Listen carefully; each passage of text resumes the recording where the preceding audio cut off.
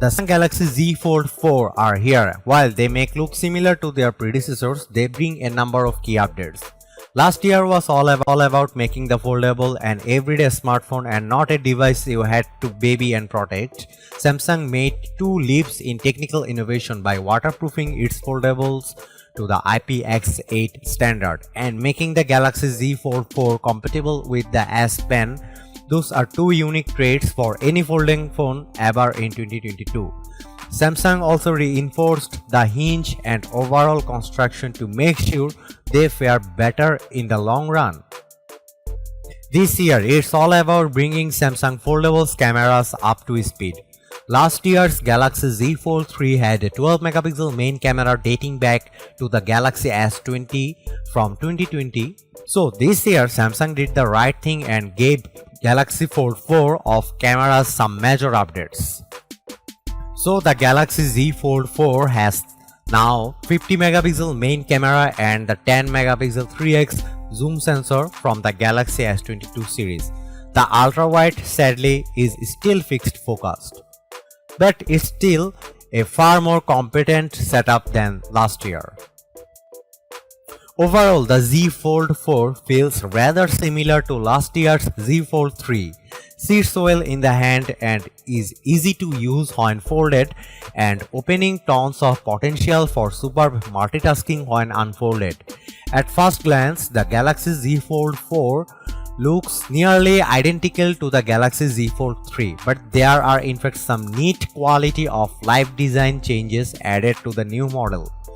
The Galaxy Z Fold 4 is not only lighter at 263 grams, which is about 10 grams less than its predecessor, but also slimmer, thanks in part to a redesigned hinge and the fact that its display will be shorter and a bit wider, making it a tad better for consuming content. This of course will slightly change its display aspect ratio. While the Z Fold 3 had a 22.5:18 display, the Z Fold 4 is noticeably squarer in comparison with an inner display ratio of 23.1:19. So we kind of expected Samsung to throw in an under-display fingerprint scanner on the Z Fold 4 and even heard rumors about a double-sided one that would also allow the user to use the biometric feature from the cover screen as well. Samsung's newest foldable still relies on the good old capacitive fingerprint scanner embedded right within the power button. Don't get us wrong, although it's not cutting edge or pushing the innovation boundaries further, this fingerprint sensor still works excellent, authenticates and unlocks the phone in a jiffy and usually in one swift motion. There's still a noticeable wedge gap when folded, leading to the infamous sagging design, which might still not strike the fancy of some. The Galaxy Z Fold 4 still has that IPX8 water resistance, allowing the phone to be dunked into 1.5 meters of fresh water for up to 30 minutes. But sadly, dust resistance is not part of this combo deal. Probably next year, right? As for the color options, the Z Fold 4 will be available in grey green, phantom black, beige and burgundy. The new colors look really nice in person. The green one is particularly stands out as really classy, and Samsung mentioned that cases in the some colors will be available for purchase as well. The main piece that makes this phone as cool as it is, its large and beautiful Amoled folding display. Now comes in a different aspect ratio, making it ever so slightly better for media consumption. We are talking about an expansive 7.6-inch dynamic AMOLED screen with a 2176 by 1812 pixel resolution, which looks sharp enough in person but also truly captivates you with its vividness and brightness, typical for a Samsung display. The main display's crease is smaller on the old phone. That's kind of bad news. If the crease bothered you on the Z Fold 3 and its predecessors, it will certainly bother you here as well.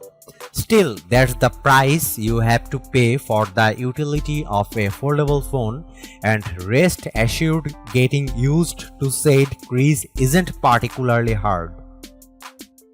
The 6.2-inch cover screen now has much thinner bezels and looks much more adequate for longer uses. Typing, for example, as well as mundane tasks like social media consumption and regular web browsing are all just some of the experience that feel much improved in comparison with the Z Fold 3. Both the Z Fold 4's big folding display and its smaller outer display are 120Hz AMOLED ones, which means a super smooth Android interface, smooth gaming, and best of all, vibrant, rich colors with pitch blacks. They are not equal to the main display can go as low as 1 Hz, while the cover screen only hits 48 Hz at the lowest. But that didn't bother us one bit when we played with the Galaxy Z Fold 4. So what's the bottom line? The Galaxy Z Fold 4 is certainly shaping up as the top contender for the best foldable of 2022 title. And looking at the not so diverse competition, the race could be mostly uncontested. A multitasking powerhouse with potentially great camera setup and key improvements in some important areas, the Z Fold 4 does a lot of things right and generally feels like an excellent phone. Still, it also seemed like a rather safe and iterative upgrade over the Z Fold 3, which is still an excellent device itself. Samsung has decided to go for the incremental evolutionary path and wouldn't want to change its proverbial foldable winning term.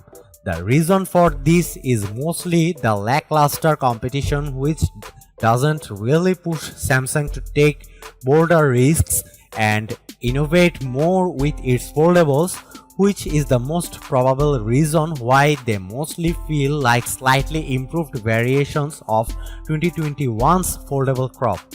Could this somewhat lenient attitude lead to problems for Samsung's foldable line in the near future?